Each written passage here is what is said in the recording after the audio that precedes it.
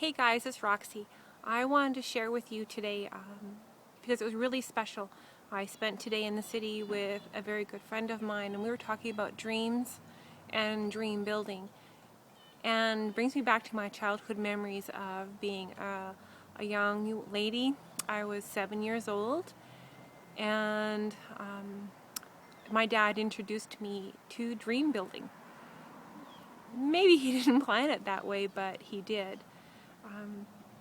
My brother and I, we were living in a tent that whole summer, and my dad was building a cabin. And part of the cabin, of course, is when you're building the roof. And we had, we were surrounded by 160 acres and livestock and horses and cattle and pigs and chickens and cats and dogs. And part of the building of the cabin, of course, is putting on the roof. And the nails would roll off the roof. And so my dad, knowing we can't leave those nails out there to injure the livestock or puncture our own feet as we're running around, would pay us a penny a nail. And so he said, Roxanne, Chad, you pick up the nails, I will pay you a penny a nail. And there began the dream building. And as young children, of course, we think that we have everything. So it didn't matter about what we were going to buy, it was about mattering what we're going to do.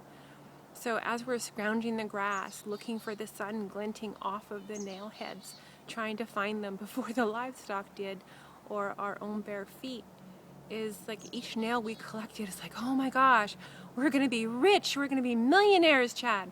And all of these pennies that Dad would pay us for all these collected nails that rolled off of the roof.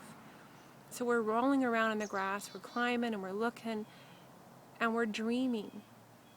He was teaching us how to dream and how to think about what would we do if money was no option. What would we do? If you could travel, where would you go? Who would you see? So whether it was mountain climbing or gold panning down at the river or fishing down with her uncles and cousins, going to pick rocks and fruit down in the Okanagan, wherever we had family, we could go. And of course, family and friends is everything. And that's what we dream about, doing things with those who we love. So when you're dreaming, think about that. Go back to your childhood memories about when did you dream? And what did you dream about? And just because you don't think about them today, they haven't gone anywhere. They're just hidden, like those nails in the grass, waiting to be found. Anyway, that's my thought for today. Happy Tuesday.